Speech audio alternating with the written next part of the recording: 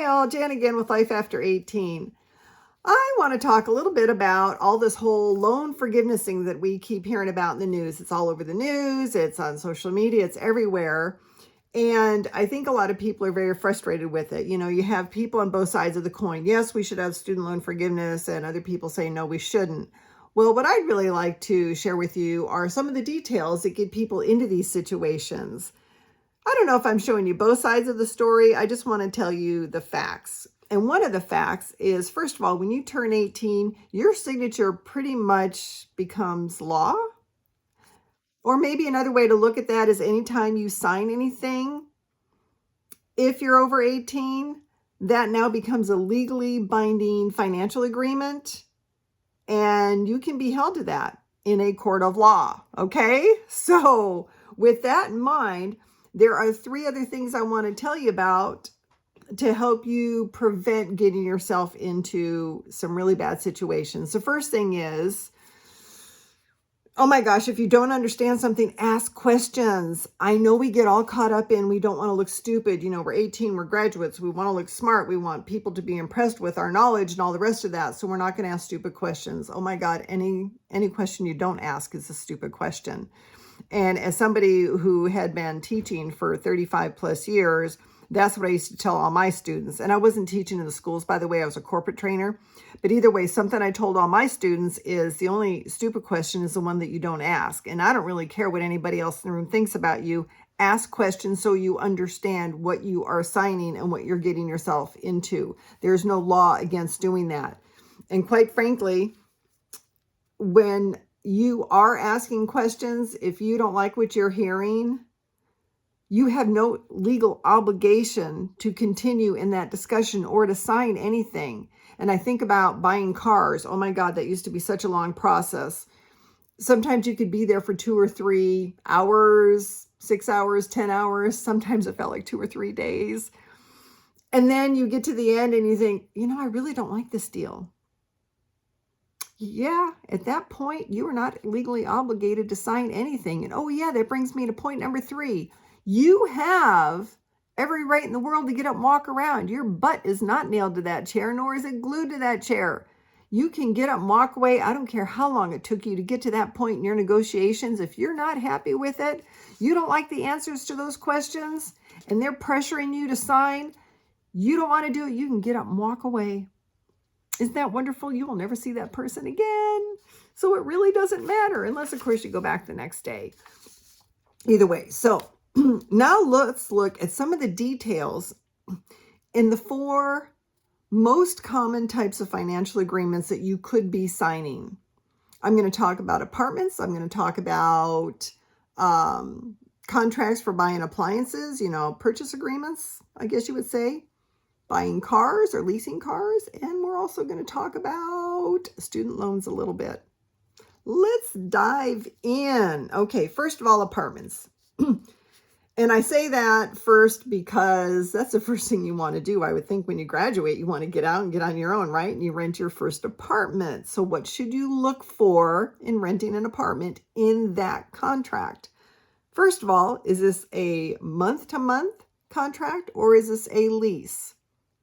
A lease means that you are signing on for a certain period of time, such as 6 months or a year or 2 years or something to that effect. The good thing about that is when you sign a lease for a year, for instance, your rent never changes for the whole year. Of course, when the lease is up, they can raise your rent to whatever they want to.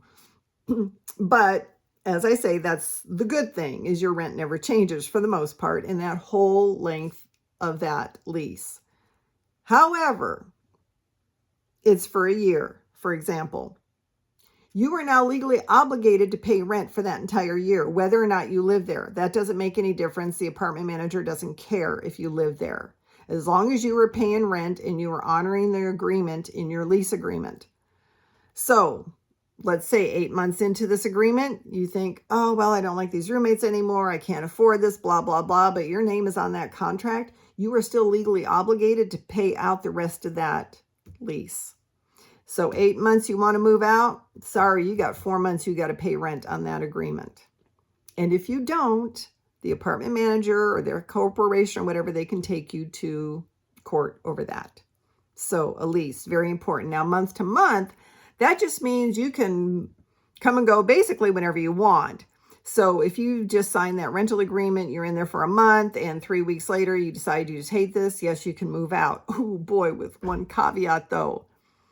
Any rental agreement has what they call, and let me look it up on my notes, I'm losing my words here, notice to vacate requirements. Most rental agreements, whether it's a lease or a month to month, require you give 30 days notice. Now, sometimes they say a 1 month notice, keeping in mind that some months are longer or shorter than others. So you have to really look at the details on this one. Look at the fine print and ask. But generally it's 30 days and it's 30 business days from the day you give it. And I usually give a little bit more notice than that. And, oh yeah, the other thing is they usually want you to give that notice on the first day of the month, which is kind of weird, but hey, you know, whatever they want. Many times if you don't give the proper notice, even in a month to month, they might say that you're going to forfeit some of your fees, some of your deposits, and that type of thing. So you really have to look for that information as well. Now, there could be exceptions to this notice to vacate. Maybe you're in the military and you got orders to be shipped out somewhere else. We all know the military, they'll just, you know, give you sometimes 24-hour notice that you're going to go somewhere else and you have to move out of this apartment. So most apartments are pretty flexible when it comes to that. Other exceptions might be job loss or job relocation. Could be, I hate to say it, death or a prolonged illness, and you just have to move in with a relative or something because you can no longer work because you have to take care of yourself because of your illness. So anyway, there are some exceptions to this notice to vacate. Look for those kind of details. Ask those questions if you don't see it in writing. And that's the thing about these kind of contracts. If you make an agreement with the apartment manager, maybe because your job tends to move you around a lot, talk to them. And if you come up with this agreement with them that it's okay that you don't give 30 days notice or 60 days or whatever it is, put that in writing. Make sure you get that in writing. Both of you sign it, okay? Now, the other thing in apartments, you've already determined if it's a lease or if it's a month to month. Look to find out what kind of deposits they're asking for. There are pet deposits. There are cleaning deposits. There are deposits and fees just for the heck of it because they can ask you deposits, move-in deposits, whatever it is. All right. You have to find out what these deposits are for and make sure this is written out clearly and you understand it. You also have to ask if these are refundable when you move out. Now, I have been hit with these a couple of times. That cleaning deposit, man, they can reword that stuff really squirrely to where you end up only getting maybe half of it out. Because, well, one time it was because I didn't dust over the top of the window frames in the apartment. And they ended up by hiring a cleaning company to come in to check for all that stuff. And then I had to pay out of my deposit, my $500 cleaning deposit, $250 went to their cleaning company. And I thought, seriously, because there was dust on top of the windowsills, why didn't you just tell me and I would have gone in and cleaned it? But they didn't do that. So look for these kind of details, ask these kind of questions, okay? Find out if they're refundable because a lot of times, like for me, I was looking forward to getting that deposit back to help me to move into my next place. So yeah, kind of tricky, huh? Anyway, other types of contracts. The next one, as I say, you move into an apartment, you might need to finance appliances like a refrigerator or a dishwasher or furniture even. Everybody needs furniture, right? I don't think anybody does early American corrugated anymore. You know, like cardboard boxes or cinder blocks and 2x4s. Anyway, if you want to have nice furniture, you may find yourself in a position where you have to finance it. So, and you don't have, you know, enough cash to just buy it outright. So things to ask for up front when you're looking to buy a new sofa. You want to know, are there any requirements for cash up front, like a deposit of some sort? That's usually what they call that. It's sort of a, you know, in good faith kind of thing. And then ask about any kind of extra fees, such as administrative fees, processing fees, insurance fees, warranty fees, just for the heck of it fees, because they can do that. Oh my gosh, I hate that. And then find out how long this loan is going to last for and what kind of interest are they going to charge you on this loan.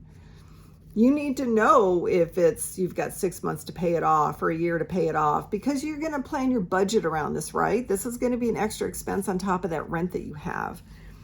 And I got to tell you, there are also some things. I know when my son got his first apartment, he asked about this. He goes, "Mom, that's really cool. There's like 6 months, same as cash. What does that mean?" I said, "That means they don't charge you interest for the first 6 months or for 6 months." And he said, "Well, that's really great." And I said, "Yeah, but what you have to find out is after 6 months, if you still have 1 cent left on that loan, what's going to happen to that interest that you didn't pay?" You have 2 options here. They're either going to back charge you for those 6 months of all that interest and add it onto that 1 penny, and now you owe 6 months worth of interest because you didn't pay it off in 6 months. Okay, that was the agreement. Or the other option is hey, in 6 months, if you still owe a penny or two, we're just gonna, or even $100 out of 600, we're just gonna start charging you interest from that day forward, which is really cool because it's probably a lot less that you owe money on now and a lot less on which you're gonna be charged interest. So that's kind of cool. But the thing is, since there are 2 different ways they can deal with this interest after 6 months, same as cash, you need to ask those questions. You need to find out exactly what's going to happen to that interest if you don't pay this loan off in the 6 months that you signed up for. Very, very important detail. And again, devil's in the details. It's going to be in the fine print on that contract. And they may not tell you that right up front, so you have to know to ask that question. Are you taking notes yet, by the way? So, what's the next big financial contract you can get into? Buying a car, your first car. Now, I'm talking about brand new cars and dealing with dealerships with those contracts that are 100 miles long, right? All right. You have 2 options when you go to buy a new car. And I'm just talking about new cars. I'm not talking about used cars. I'm not talking about, buying cars from your uncle down the street or your best friend, okay? Just brand new cars at a dealership. You have 2 options when you're looking at a new car. You can either lease that new car or you can buy that new car outright. All right, what the heck is the difference? Well, leasing a car is like renting a car for a certain period of time. Buying a new car is after the rental time or the payments are done, you own the car. In a lease, after the payments are done, you don't own the car. Kind of weird, right? Why would anybody do this? Well, let me tell you. I've done this a couple of times. I've actually leased a new car. I did a car and a truck once because the payments are smaller. Even though you're renting it for, we'll say 3 years, your payments are going to be a lot lower than if you were getting a loan for 3 years because you're really just renting it for that period of time. However, when the lease is up, you have this big balance due at the end because you didn't really pay a whole lot toward the actual price of the car. So this big payment at the end, they call this a balloon payment. At that time, you have 2 choices. You can take that balloon payment and you can finance it again for the next 4 years and just pay it off and then you own it. Or the other thing is at the end of 3 or 4 years, you've got that balloon payment and you think, oh, I don't want to pay for that. And you just hand the keys back to the dealership and you walk away and that's it. Now, when you go to look at a lease, and we'll focus on that a little bit more, you do need to know exactly what the actual price of the car is and what's going to be on your contract. And you need to know when you're making rental payments, how much of that is going toward the purchase of the car. Even though you're not really purchasing it, something has to go toward the principal of the car. And that's what helps determine what the balloon payment is at the end. So if you're thinking about buying this car at the end of your lease, you kind of have an idea of what you're going to owe. And of course, they should be putting that on paper too, exactly what you're going to owe at the end of that lease if you choose to buy the car. Then you need to know in a lease, is there a mileage restriction? Every lease has them. It's usually 20 cents a mile. And what that means is at the end of the lease, at the end of 3 years, the lease is up, you want to hand the keys back, but they said, hey, you were only supposed to put 10,000 miles a year on this car. Anything after 10,000 miles, you're going to be charged 20 cents a mile at the end of the lease. Yikes. Another reason to pay off that balloon payment and just buy the car, because then you don't have to do the mileage thing, right? That's kind of nice. All right, so that's a lease. Pros and cons, any way you want to go with this. And as I say, I've leased a couple of vehicles. I did this first time with my truck because the payments were so much lower on a 4-year lease than if I were going to buy the truck. So then at the end of my 4-year lease, I did ended up by seeing that balloon payment. It wasn't too bad. It was only $4,000 or $5,000. So I actually refinanced that for another 3 years, or 4 years actually. And so it was basically my 7 or 8 year loan on this car. Kind of crazy, right? Or on this truck. But I love the truck, and I actually drove it for a long time. Ended up by letting my kids drive it when they got their license. So I love this truck. Your situation may or may not be different, but just be aware of these details when you sign a lease. You know, how much is the lease for? How long? Are there mileage restrictions? And what's the balloon payment at the end if you choose to buy it? And can you do that? Not every leasing company will let you do that. Now, instead of leasing, you may want to just buy the car outright. Maybe do a little longer term on that loan. Okay, maybe do, instead of 3 years, do 5 years. But there are some things that you have to ask up front. You need to ask the actual price of the car. Make sure there aren't any things added on, like, oh, they're going to charge you extra in the paperwork for an automatic transmission instead of a standard. I don't think anybody does that anymore, but it happens. You kind of have to watch out for it. You need to know what the interest rate is on the loan. Sometimes your bank will give you a better interest rate. You might be able to get a 4% car loan, whereas the dealer is charging you 8%. Something to think about, right? And then how many years? Yeah, the length of the loan. Is it going to be 4 years, 5 years, 6 years? My last truck, my last vehicle, hopefully ever, I did a 6-year loan on it. So that can be done. I got a great interest rate at the time. It was 6%. I'm happy. Paid it off. I own it. And that's the beauty of buying a vehicle outright rather than leasing it. At the end of the term, you own it. Now, you do have to find out if the seller wants to charge you any money up front. Sometimes they call it a down payment. Sometimes they call it a deposit. They may also want to charge you for a warranty. A lot of sales pitches about, oh yeah, 10-year warranty when you buy this car. But are they charging you for it? Look through the contract and find out if it's in there. If they're not, that's great. Free oil changes. It's a great deal if they're not charging you for it. So again, you look at the fine print and find out. And if you don't see it or something's in there, the writing's kind of hinky, you don't understand the language, ask questions. Remember, ask questions. Also find out if there's any processing fees, admin fees that they're going to add in, just for the heck of it fees, I always call those. Registration, are they going to pay the first year registration on this vehicle? In a lease, they always do. But on a purchase, they may or may not. That might be part of your down payment. If they don't put in your down payment and they roll it into the loan, that's a 1-year registration that they're going to finance for possibly 5 years, but you still have to pay all the other registrations for every other year. I don't know if that's such a good idea. That, as I say, that might be including your down payment along with the fee for the warranty or their processing fees or whatever. So ask those questions. Look for this information in the contract. Find out exactly what you're getting into when you are buying your car, okay? And there are so many other things, but I just want you to get in the habit of looking for this stuff. Don't just trust the salesperson that they're telling you everything you need to know, because they're not. They are trying to make a sale, they're trying to make money, or they're trying to meet a quota.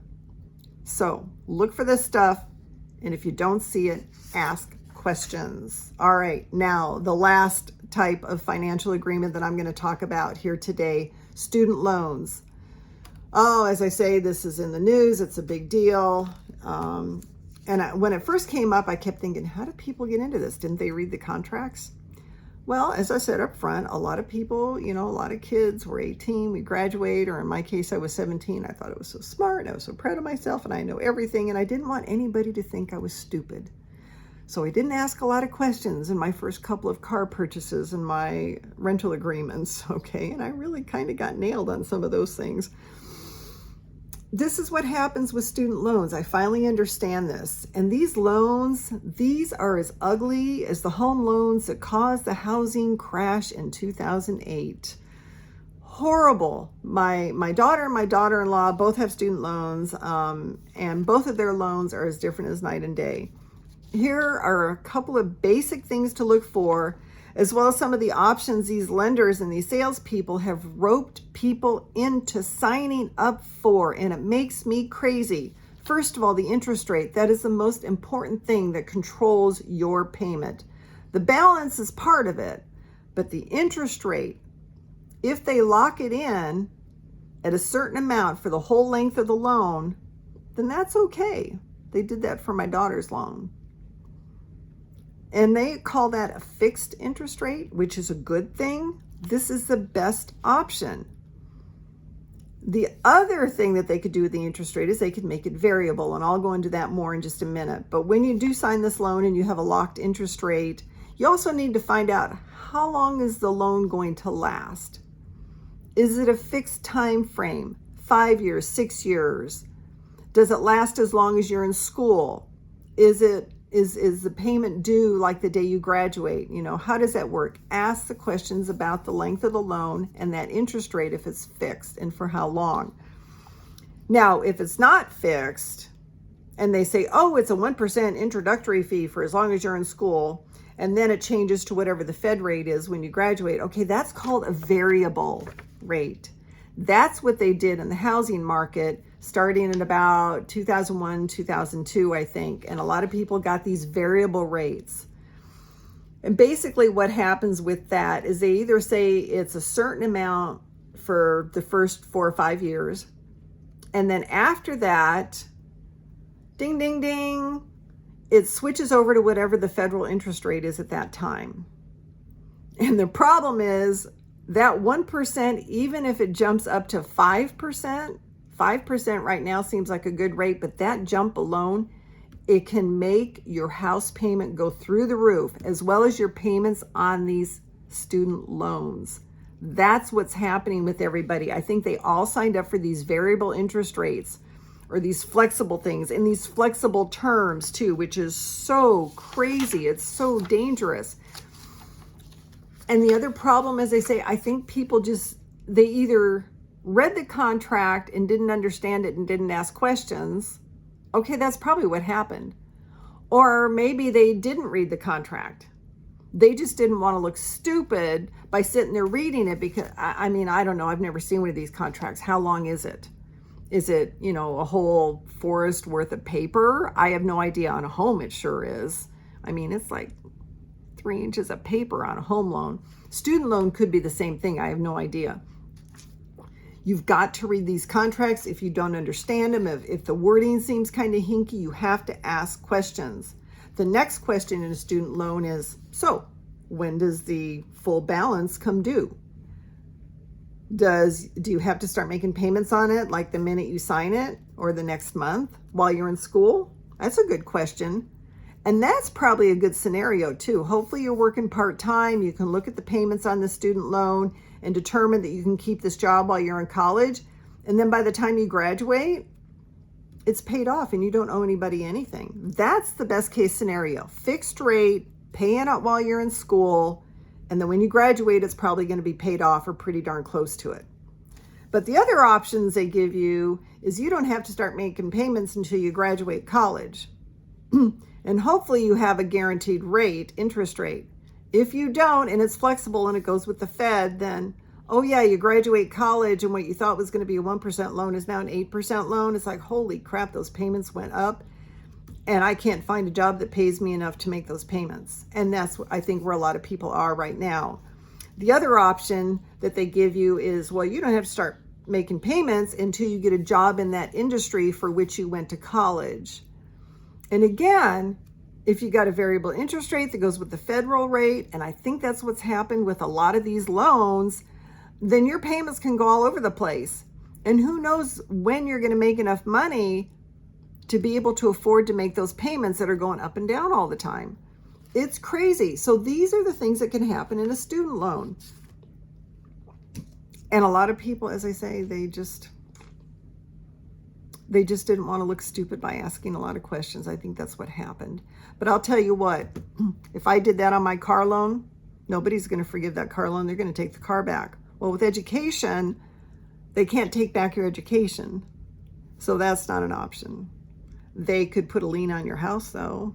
They could prevent you from ever buying another car or financing anything until you pay off your student loan. I mean, because of knowledge, I mean, they can't take knowledge back. So this mess with the student loans, it's really ugly. And it all comes down to when you're thinking about going to college and getting a student loan, you really need to read that contract. And you could have your parents with you to help you read it and explain it to you. Ask the questions, though. Ask the questions. And if it sounds hinky, then you don't have to sign it and you can get up and walk away. Always remember that.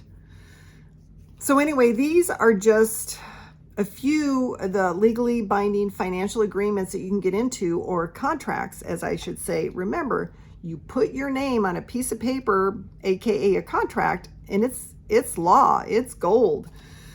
Other types of financial agreements that you get into would be cell phone agreements. Those are the worst because, oh my God, they just tell them to you and they never give you a piece of paper. I hate this. And then you have to sign on the little funny electronic pad on their counter. And it's like, what are you signing? You don't really know what you're signing until you go online to your online account that you have to make and you start reading and finding out what you signed up for. Cell phone contracts, boy, those are crazy. Credit card applications. Oh, so many salespeople. Well, I'll give you a 10% discount if you sign up for a credit card with our store today.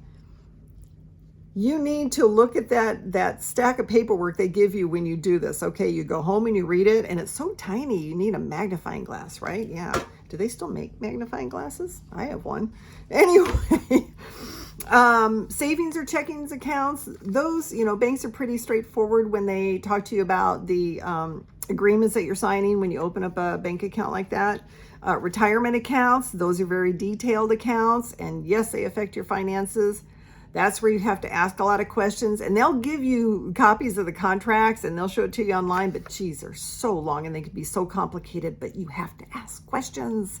I just went through this last year because I actually moved my retirement account from one place to another, or one company to another, because the first one, it was kind of going down the toilet. But this lady I talked to was like, wow, she had some good questions, good points. I mean, she was asking me questions and I didn't know the answer. That was really bad. So again, retirement accounts, another financial agreement. There are other types of contracts you'll sign. They're called service agreements.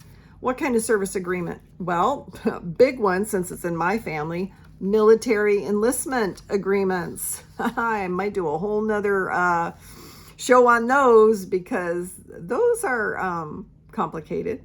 And since they are written out by the government, they can be kind of tricky. New employment or new hire agreements. When you get a job with somebody, they a lot of times make you sign contracts. You need to look at them. And what is it, the one contract a lot of them do now? Non-disclosure agreements. Yeah, that means if you ever quit working, that you can't talk about things that you knew in the company to anybody else. So that's non-disclosure. There are also some other agreements that employers have you sign saying, hey, you know what, we're paying you big bucks here. We're giving you big bonuses. If you quit in a certain period of time or less than that period of time, then you can't work for our competitors for the next 5 years afterwards. Wow, is that weird or what? You may also have a contract with this employer too, that you have to work there for a certain period of time. Maybe it's 6 months or a year and you're on a trial, and then after that you get a raise or you get fired, whatever it is. So these employment service contracts, or any service contract, they're getting to be pretty popular these days. Read them, ask questions. Keep in mind also, whoever is trying to convince you to sign a contract, their motivation is they're either trying to make money or they're trying to meet a quota. And that's really it. And although it's unethical, I've come across a lot of salespeople who will tell you anything, including stretching the truth or telling outright lies in order to get you to sign on the dotted line. Your signature is gold and they know it. So no matter what type of contract you're looking at, Remember these 3 basic guidelines. You will always ask a lot of questions until you understand what they're talking about. However, you are never obligated to sign a contract no matter how long you've been negotiating with somebody. And the third thing is, if you are still uncomfortable and confused after talking and negotiating and asking questions, or you just don't like the deal, you can get up and walk away anytime you want. Remember, your butt is not nailed to that chair. So get up and walk away if you don't like it. You are not legally obligated to stay there and sign anything in any case. All right? I hope this information has helped you out. I hope it helps you to avoid getting into a bad financial situation. Many of these contracts and a few others are also discussed on my website, lifeafter18.com, in the many lessons that are there. Okay, there's 10. And in my blog post as well, I talk about a lot of these. But if you have any questions or comments or suggestions, anything I talk about here, anything you'd like to hear more about, just send me an email, jan@lifeafter18.com. Bye for now.